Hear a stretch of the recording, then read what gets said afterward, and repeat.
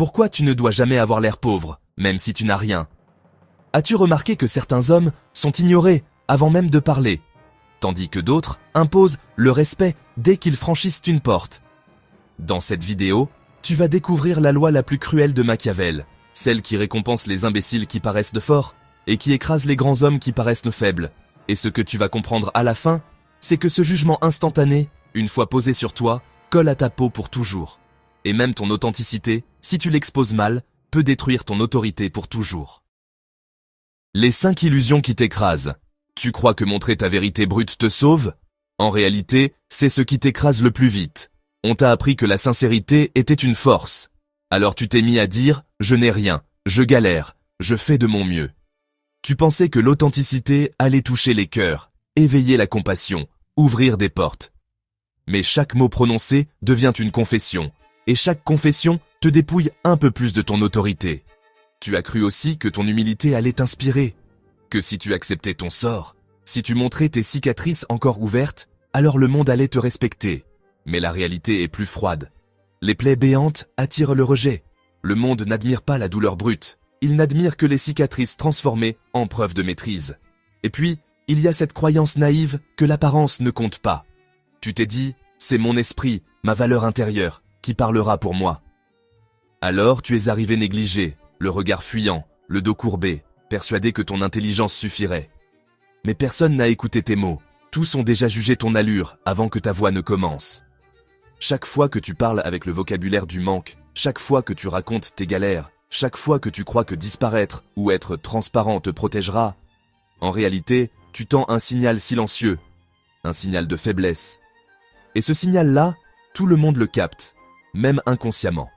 Les prédateurs, les faux amis, les puissants. Tu penses être sincère, humble, authentique. Mais à leurs yeux, tu es juste une proie. Et si tu crois encore que ces 5 illusions sont des vertus, attends de voir comment elles ne sont en réalité que des pièges. Des pièges invisibles qui effacent ton autorité et t'interdisent le respect.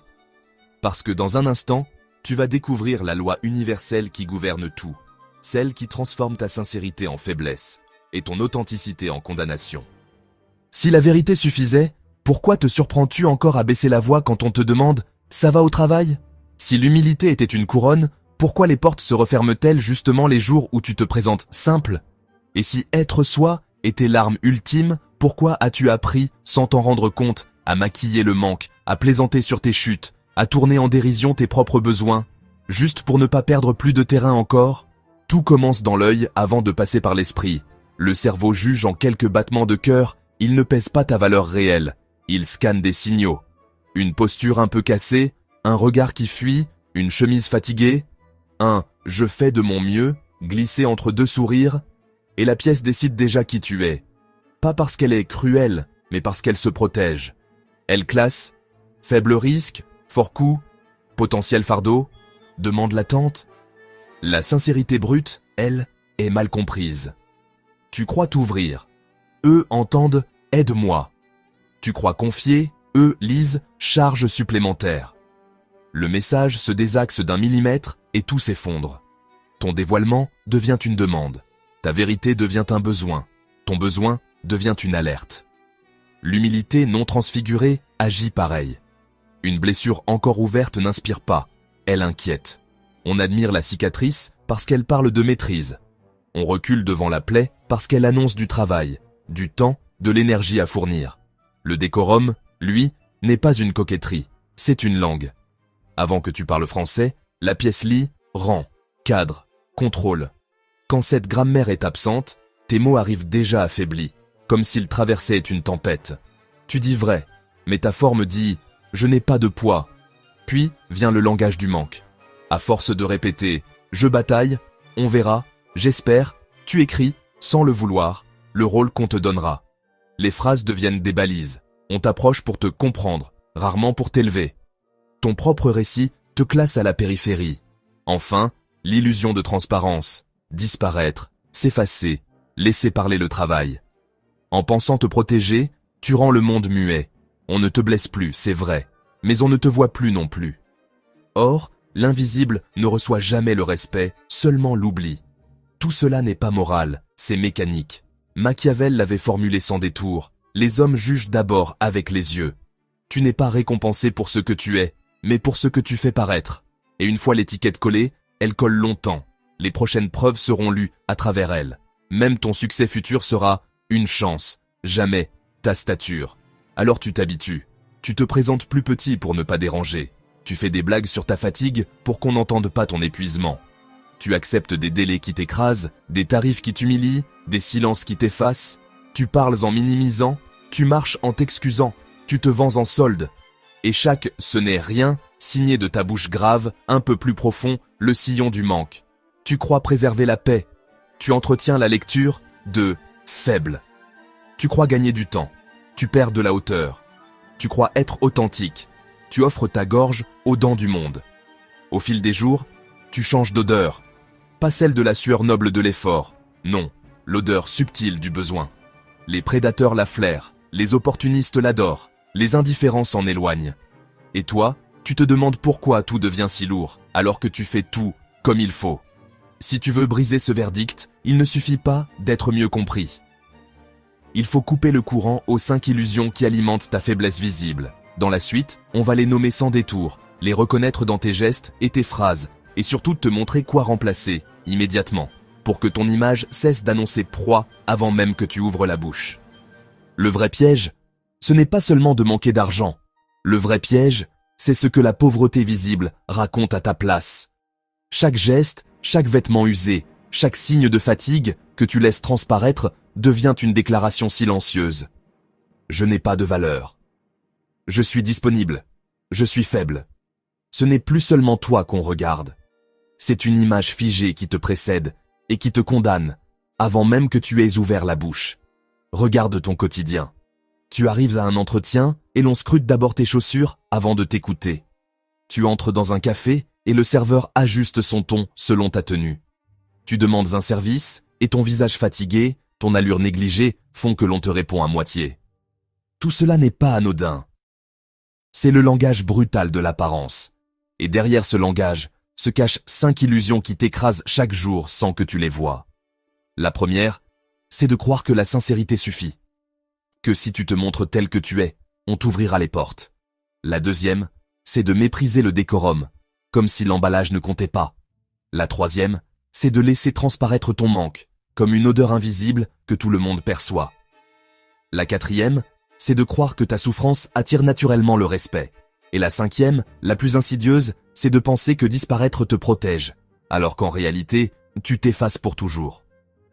Ces illusions, tu les nourris sans t'en rendre compte. Chaque vérité crue que tu balances devient une confession inutile.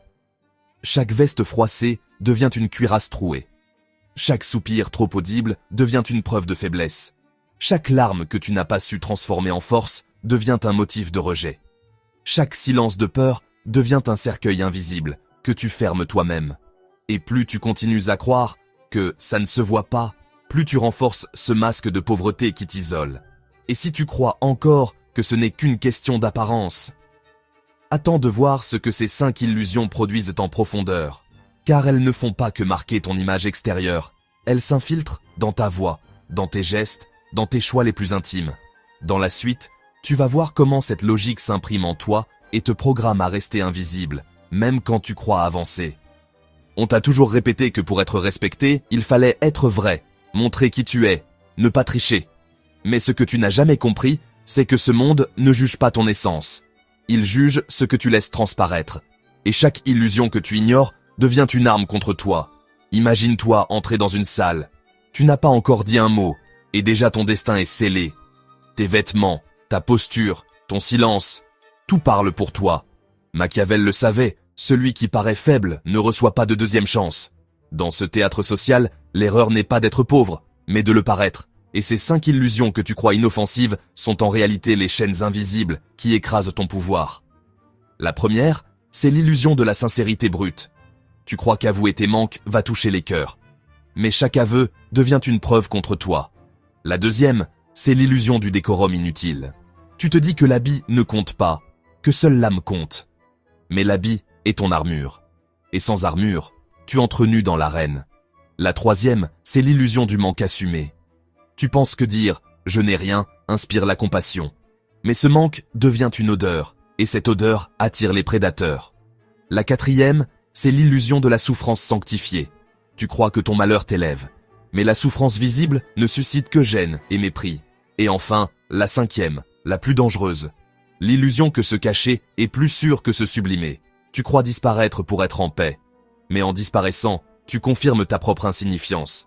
Ces 5 illusions sont des pièges psychologiques. Elles façonnent ton image bien plus que tes mots. Et elles dictent la manière dont les autres t'évaluent avant même de t'avoir écouté. Tant que tu ne les déjoues pas, chaque pièce où tu entres devient un tribunal silencieux, et chaque regard une sentence. Alors demande-toi, combien de fois as-tu cru que ta sincérité allait t'ouvrir une porte et que tu t'es retrouvé humilié? Combien de fois as-tu pensé que ton silence allait éviter le jugement et que ce silence t'a effacé? Combien de fois as-tu cru que ton épreuve allait t'apporter le respect et qu'elle n'a fait que creuser la distance? Et c'est là que le combat commence. Car déjouer ces illusions ne consiste pas à te travestir, mais à reprendre le contrôle de ce que tu offres au monde. À transformer chaque détail, ta voix, ton allure, ton regard, en message de puissance. Cela ne se fait pas en un jour. Cela demande de te dresser face au miroir et de décider. Qu'est-ce que je laisse transparaître? Qu'est-ce qui m'écrase encore? Mais prépare-toi, car ce que tu vas découvrir ensuite va t'obliger à regarder la mécanique cachée derrière ces illusions. Non pas ce que tu crois, mais ce qu'elles détruisent réellement, ton autorité invisible. Et si tu continues à les ignorer, ce n'est pas seulement ton image que tu perds, c'est ta voix, ton pouvoir, ton droit d'exister. Tu le sens maintenant. Ces illusions que tu croyais des forces se révèlent être des chaînes. Ta sincérité devient aveu. Ton humilité devient effacement. Ton décorum négligé devient un stigmate.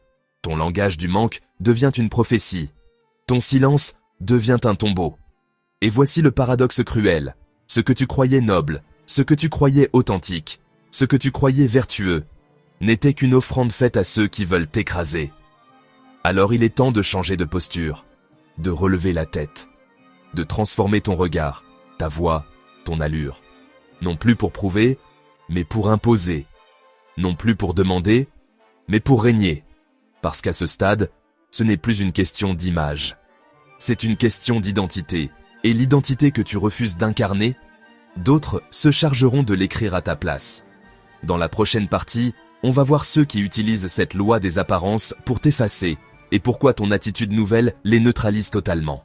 Prépare-toi à une image mentale qui ne te quittera plus, sans même t'en rendre compte. La loi cruelle des apparences. Tu crois que l'on juge tes mots? En réalité, ton destin est scellé bien avant que tu aies ouvert la bouche. Regarde autour de toi. Quand un homme franchit une porte en costume impeccable, la salle s'ouvre comme si une force invisible écartait les murs. Quand un autre entre, mal rasé, vêtu d'un tissu usé, les regards se détournent avant même qu'il n'ait parlé. Rien n'a encore été dit, et pourtant la hiérarchie est déjà gravée. Dans les palais comme dans les ruelles, l'apparence dicte le traitement. Le roi qui se pare d'or et de pourpre est perçu comme intouchable. Le prêtre qui revêt ses robes sacrées inspire la dévotion. Le juge, perché plus haut que tous, impose le silence par sa seule posture. Tout cela n'est pas du hasard. C'est une loi vieille de plusieurs siècles. Machiavel la décrivait déjà comme l'une des plus cruelles de la nature humaine, car elle récompense l'imposteur qui paraît fort et condamne l'homme de valeur qui paraît faible. Et toi, tu l'as déjà vécu. Tu avais les arguments, mais on ne t'a pas écouté. Tu avais la compétence, mais on a choisi un autre. Tu avais la vérité, mais elle s'est dissoute dans l'indifférence. Parce que ce que les yeux avaient décidé, le cœur et l'esprit ne l'ont jamais remis en question. C'est là le piège. La perception agit plus vite que la raison. Avant même que ton intelligence se déploie, ton image a déjà prononcé ta sentence. Dans ce monde, on ne te laisse pas le luxe de prouver qui tu es. On se fie à ce que tu sembles être. Et une fois l'étiquette posée, elle colle à ta peau comme une marque indélébile. Et si tu crois encore que ce n'est qu'une injustice passagère, détrompe-toi. Ce n'est pas une simple impression, c'est une loi. Une loi universelle qui ne fait aucune exception. Dans un instant, tu vas découvrir pourquoi Machiavel l'appelait une arme de pouvoir. Et pourquoi l'ignorer, c'est accepter une condamnation dont on ne s'échappe jamais. Si l'apparence n'était qu'un détail, pourquoi le serveur regarde-t-il d'abord tes chaussures avant de lever les yeux sur toi? Pourquoi, à CV égal, l'un est accueilli avec un « installez-vous » quand l'autre entend « revenez plus tard » et si ce n'était pas « Injuste par hasard, mais une loi froide. Le cerveau des autres te classe en une poignée de secondes, et ils préfèrent se tromper vite que comprendre lentement. Tout commence bien avant tes mots. Le regard humain, programmé pour survivre dans la meute, scanne en silence. Menace ou opportunité, coût ou bénéfice, fardeau ou ressource. Il ne lit pas ton âme, il lit des signaux. Ordre ou désordre, maîtrise ou flottement, rareté ou abondance. Des détails qui ont l'air anodins, mais parlent fort. Le tombé d'un pantalon, une barbe négligée, une voix qui s'excuse, un sac déformé, un téléphone éclaté, un regard qui fuit, une démarche qui s'excuse d'exister. En face, la machine mentale enchaîne, ancrage de première impression, puis biais de confirmation. Une fois qu'on t'a rangé bas de l'échelle, tout ce que tu fais est relu pour confirmer la case.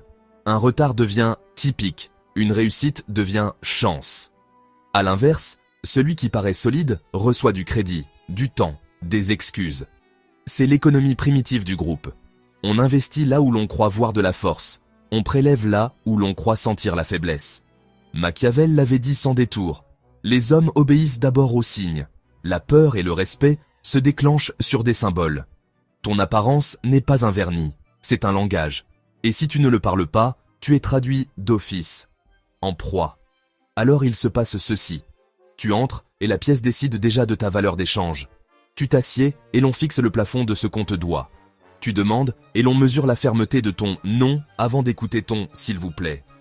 Plus ton image transpire l'urgence, plus on se permet de t'appuyer. Plus tu t'excuses de ton espace, plus on te le reprend. Plus tu te présentes en ordre, propre, ajusté, calme, plus le doute s'installe chez eux. Et s'il avait des appuis, et si l'attaquer coûtait cher, ce n'est pas la vérité qui tranche, c'est l'apparence de coup. Te respecter doit sembler plus rentable que t'écraser. Quand tu as l'air pauvre, tu affiches l'inverse. Zéro coût, zéro risque. Et le monde, pressé, choisit toujours la voie la moins chère. Alors, concrètement, qu'est-ce que paraître pauvre? Ce n'est pas manquer de luxe. C'est diffuser, malgré toi, des marqueurs visibles de manque, de désordre et de disponibilité illimitée. Dans la suite, on va rendre ce langage net. Les signes qui te vendent à bas prix, la frontière entre frugalité digne et misère affichée, et l'armure minimale qui change la manière dont on te traite, avant même que tu ouvres la bouche. Le vrai piège, ce n'est pas d'être pauvre. Le vrai piège, c'est de laisser voir ta pauvreté. Parce qu'aux yeux du monde, elle ne ressemble pas à un simple manque. Elle devient une étiquette sociale, une odeur invisible qui colle à ta peau et que chacun respire sans même s'en rendre compte. On ne te juge plus sur ta valeur, mais sur cette empreinte apparente. Et dès l'instant où elle s'imprime, elle parle plus fort que ton histoire, ton talent ou ta vérité. Regarde ton quotidien. Quand tu entres dans un magasin avec un vêtement usé, le vendeur ne t'adresse pas le même sourire que lorsqu'il croit flairer un client solvable. Quand tu t'assieds dans une salle d'attente, ce ne sont pas tes mots qu'on scrute en premier, mais la brillance de tes chaussures, la propreté de ta montre, le calme de ton regard. Ce n'est pas toi que l'on évalue, c'est une fiction visuelle qui s'impose avant toi. Et cette fiction, elle s'étend partout. Dans les entretiens d'embauche, on décide de ta fiabilité en 3 secondes. Dans les réunions, ta voix compte plus ou moins selon la manière dont tu occupes l'espace. Même dans les relations intimes, ton allure peut être perçue comme promesse de stabilité ou comme fardeau à venir. C'est là le langage brutal des apparences. Chaque détail de toi devient un vote muet, une case cochée sans appel. Et c'est là que tout se cristallise. Chaque vêtement négligé devient une preuve de désordre. Chaque geste hésitant devient un signal de fragilité. Chaque mot trop doux devient une abdication. Et plus tu laisses ces marqueurs visibles s'accumuler, plus tu es lu comme un homme qu'on peut bousculer, contourner, ignorer. À l'inverse, celui qui s'impose par son port de tête, par la netteté de son apparence, par la fermeté de son silence, impose un autre calcul. Attaquer devient risqué, mépriser devient coûteux, ignorer devient impossible. Tu crois que tu es évalué pour ce que tu es, mais non. Tu es traité pour ce que tu projettes. Et si tu projettes le manque, tu récoltes le mépris. Alors demande-toi, comment briser ce cycle sans tomber dans la vanité? Comment construire une apparence qui protège au lieu d'exposer? Dans la prochaine partie, tu vas découvrir comment transformer ton image en armure. Et pourquoi chaque choix, même minime, peut décider de qui t'écoute, de qui t'écrase ou de qui t'ouvre la porte. On t'a répété que l'habit ne fait pas le moine. C'est faux. Dans un monde gouverné par la perception, l'habit est parfois plus fort que le moine. La seule manière de ne pas être écrasé par la loi des apparences, c'est d'apprendre à les dompter. Non pas pour céder à la vanité, mais pour transformer chaque signe visible en armure silencieuse. Imagine-toi entrer dans une pièce. Tu n'as pas prononcé un mot. Et pourtant, déjà, les regards ont décidé confiance ou méfiance, respect ou mépris. Ce jugement n'attend pas ton discours. Il s'imprime dans la coupe de ton manteau, dans le rythme de ton pas, dans la fermeté de ta poignée de main. Ce ne sont pas des détails, ce sont des armes. Tu n'as pas besoin d'un costume hors de prix, mais d'une tenue propre, ajustée, qui ne trahit pas l'abandon. Tu n'as pas besoin de bijoux clinquants, mais d'un objet symbolique qui ancre ta dignité. Une montre, une paire de chaussures nettes, un carnet qui respire la discipline. Même ta posture parle. Un dos droit, un regard clair, un silence assumé valent plus que 1000 mots. Et dans cette maîtrise, tu reprends le contrôle. Parce que tu cesses de donner au monde l'image de ta fatigue, de ton renoncement ou de ton manque. Tu offres à la place une image qui protège, qui inspire prudence, qui impose respect. Mais attention, ce n'est pas facile. Tu vas lutter contre toi-même, parce que la tentation du laisser-aller rôde chaque matin. Le vieux t-shirt confortable, la démarche pressée, l'air éteint. Chaque négligence, même minime, devient une fissure dans ton armure. Et crois-moi, le monde n'attend qu'une fissure pour t'attaquer. Tu verras aussi la voix de tes proches s'élever. On s'en fiche, reste naturel. Mais ce n'est pas eux que le monde juge, c'est toi. Et chaque « ça ne se voit pas » est une illusion dangereuse. Tout se voit, tout s'interprète, tout se retourne contre toi si tu ne le choisis pas. Alors oui, maintenir ton armure demande une discipline quotidienne. Mais chaque fois que tu tiens, que tu refuses de te présenter affaibli, tu gagnes 1 centimètre de territoire. Tu repousses la ligne de mépris. Tu imposes la distance du respect. Mais il y a une vérité plus sombre encore. Car même si tu apprends à masquer ton manque, le prix n'est pas seulement matériel. Il est psychologique. Dans ce qui suit, tu vas voir comment ce masque s'incruste sous ta peau, jusqu'à décider de la valeur que tu crois avoir toi-même. Et c'est ici que tout bascule. Tu croyais seulement cacher ta pauvreté. Mais chaque geste, chaque silence, chaque détail banal est déjà interprété comme un verdict. Quand tu ajustes ton allure, c'est ton identité entière que tu mets en jeu. Et ce masque perturbe plus qu'il ne protège. Parce qu'à partir de là, on entre dans un territoire où l'apparence ne trompe plus seulement les autres, elle commence à te tromper toi-même. Dans la prochaine partie, on va voir comment cette loi cruelle des apparences s'infiltre jusque dans ta propre conscience. Et pourquoi ton nouveau masque, au lieu de te sauver, peut finir par t'enfermer encore plus profondément. Prépare-toi à cette image.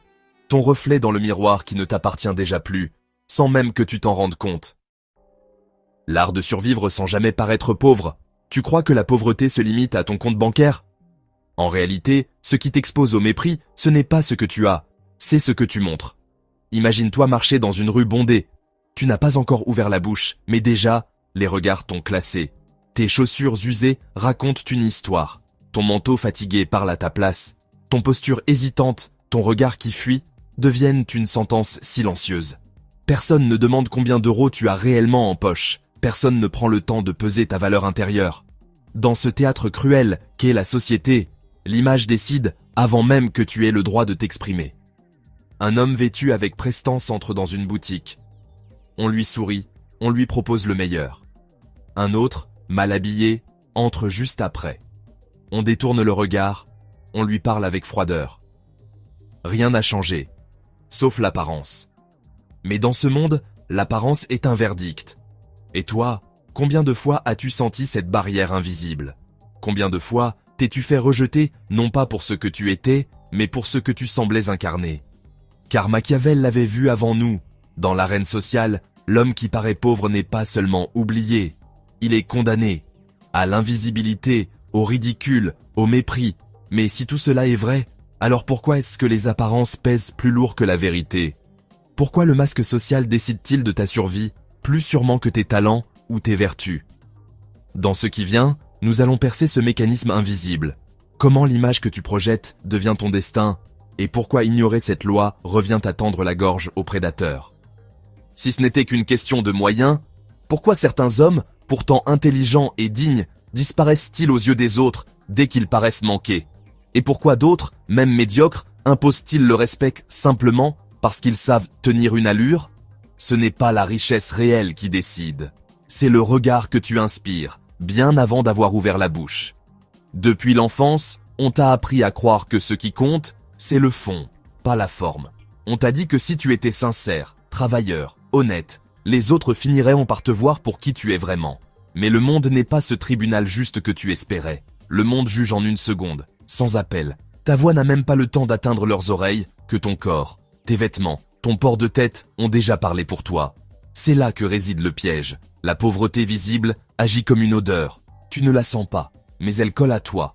Elle transparaît dans la fatigue de ton regard, dans l'usure de tes habits, dans l'agitation de tes gestes. Et cette odeur réveille quelque chose d'archaïque dans les autres, l'instinct de distance, parfois même de mépris. Car montrer son manque, ce n'est pas seulement montrer une situation, c'est envoyer un signal. Je n'ai pas de ressources, je ne peux pas protéger, je ne peux pas offrir. Et dans ce monde, ce signal est fatal. Alors tu crois être authentique, mais tu es catalogué comme faible. Tu crois inspirer la compassion, mais tu déclenches l'instinct de fuite. Tu crois être vu pour ton courage, mais on ne voit que ton absence de pouvoir. Chaque sourire fatigué, chaque vêtement négligé, chaque parole où perce ton manque devient une preuve contre toi. Ce n'est pas ta vérité qu'ils lisent, c'est ton effondrement. Et plus tu montres ce vide, plus il grossit dans leurs yeux, jusqu'à t'effacer. Tu veux savoir ce qui fait vraiment de toi une proie dans ce jeu invisible? Maintenant, on va rendre concret ce que cache la loi des apparences. Tu verras comment chaque détail, ton allure, ton silence, tes gestes, devient un verdict social qui décide si tu existes ou si tu es déjà effacé. Ne pas paraître pauvre, ce n'est pas prétendre être riche. C'est refuser de laisser à ton image le pouvoir de trahir ta dignité. Car le vrai danger, ce n'est pas ton manque matériel, mais les signaux visibles que tu émets malgré toi. Ces détails minuscules qui, dans l'esprit des autres, deviennent un verdict définitif. Regarde la scène, tu arrives dans une salle bondée, tu crois que ce sont tes idées, ton talent, ton expérience qui vont parler pour toi. Mais en réalité, avant même que tu prennes la parole, les regards ont déjà décidé. Tes chaussures usées murmurent ton désordre. Tes vêtements froissés parlent de ta fatigue. Ton regard fuyant annonce ton manque de confiance. Tout cela forme une histoire silencieuse qui s'écrit sur ta peau et que les autres lisent comme un livre ouvert. Et ce langage est cruel. Il ne pardonne pas. L'homme qui entre droit, soigné, sûr de son espace, impose immédiatement un coup. L'attaquer semble risqué, le mépriser semble dangereux, mais celui qui paraît fragile, celui qui semble manquer, devient une cible facile. Son image dit « Tu peux me bousculer, tu peux me contourner, tu peux m'ignorer ». Ce n'est pas qu'il n'a rien, c'est qu'il le montre. Chaque détail compte. Chaque vêtement négligé devient une preuve de faiblesse. Chaque soupir trop audible devient un signe de fatigue. Chaque geste hésitant devient une abdication silencieuse. Et plus tu laisses ces marques s'accumuler, plus ton image se transforme en cage. Tu crois que tu es jugé sur tes actes? Non. Tu es condamné avant même d'agir. Tu crois qu'on va attendre d'entendre ta voix? Non. Elle a déjà été étouffée par ton allure. Tu crois que tes vertus parleront pour toi? Non. Elles sont rendues invisibles par ce masque de pauvreté. Alors, comment survivre dans un monde où chaque détail de ton apparence devient un verdict? Dans la suite, tu vas découvrir comment transformer cette loi cruelle en stratégie, comment faire de ton allure une armure, de ton silence une arme, et de ta discipline un signal qui impose le respect avant même que tu dises un mot. La survie dans un monde gouverné par les apparences ne dépend pas de ce que tu possèdes réellement, mais de ce que tu décides de projeter. Ce n'est pas une invitation à jouer un rôle de théâtre, mais à ériger une armure sociale, celle qui impose le respect avant même que tu parles. Imagine-toi le matin, devant ton miroir. Tu n'as peut-être que quelques vêtements, mais si tu prends soin d'eux, si tu les portes avec fermeté, ils ne disent manque plus, il manque. Ils disent, il tient. Tu n'as pas besoin de luxe, tu as besoin de clarté. Un habit simple, mais propre et ajusté, peut changer le regard que l'on pose sur toi. Ta démarche aussi parle pour toi. Entre avec lenteur, le dos droit, comme si tu possédais déjà la pièce. Ton silence devient une déclaration. Un regard posé, ferme, vaut plus qu'un flot de mots hésitants. Et même tes gestes quotidiens sont une vitrine. Tendre un billet froissé, c'est offrir ton désordre. Présenter une main ferme et ouverte, c'est offrir ta solidité. Chaque choix devient un symbole. Un carnet bien tenu, une montre sobre, des chaussures entretenues. Rien de clinquant, mais des signes de rigueur. Car la rigueur, même dans les détails, impose le respect là où l'abandon attire le mépris. Mais ce combat n'est pas simple, parce que chaque matin, la fatigue murmure « ça ira comme ça ». Chaque ami complaisant te souffle On s'en fiche, reste naturel. Et chaque renoncement devient une brèche dans ton armure. Alors tu luttes. Contre la paresse, contre le relâchement, contre le doute. Parce que tu sais que chaque détail abandonné, chaque posture négligée, chaque silence mal tenu est une autorisation donnée aux autres de te diminuer. Tu ne portes pas seulement des habits, tu portes ton identité. Tu ne règles pas seulement ton allure, tu règles ton territoire. Et chaque fois que tu tiens, chaque fois que tu refuses de paraître petit, tu élargis l'espace du respect. Mais voilà la fracture. Car si Machiavel nous enseigne qu'avoir l'air pauvre te condamne au mépris et à l'invisibilité, une autre vérité existe, plus subtile, plus dérangeante. Certains ont choisi de paraître pauvres volontairement, non pas par faiblesse, mais comme une stratégie secrète pour protéger leur liberté, éviter les chaînes de la comparaison et bâtir une richesse silencieuse. Parce que jusqu'ici, tu as vu que paraître pauvre dans ce monde, c'est accepter d'être effacé avant même de parler. Tu as compris que chaque détail de ton image agit comme une arme invisible qui décide de ton respect. Tu as pris conscience que celui qui néglige son apparence offre sa dignité en pâture aux autres. Mais ce que tu viens de voir, ce n'est qu'une partie du tableau. Car il existe une vérité plus dérangeante encore. Parfois, choisir de paraître pauvre devient l'arme la plus puissante. C'est une stratégie que les esprits les plus libres utilisent pour éviter d'attirer la jalousie, échapper aux mauvaises relations et construire une richesse réelle, loin des regards. Si tu t'arrêtes ici, tu resteras coincé dans une bataille sans fin contre l'image que tu projettes. Mais dans la vidéo qui va s'afficher à l'écran dans quelques secondes, tu vas découvrir pourquoi certains millionnaires et stratèges refusent volontairement d'avoir l'air riches et comment ce choix leur offre une liberté que les autres n'atteignent jamais. Crois-moi, ignorer cette réalité, c'est rester prisonnier du regard des autres. Regarde-la maintenant, avant de perdre encore des années à jouer un jeu qui n'est pas le tien.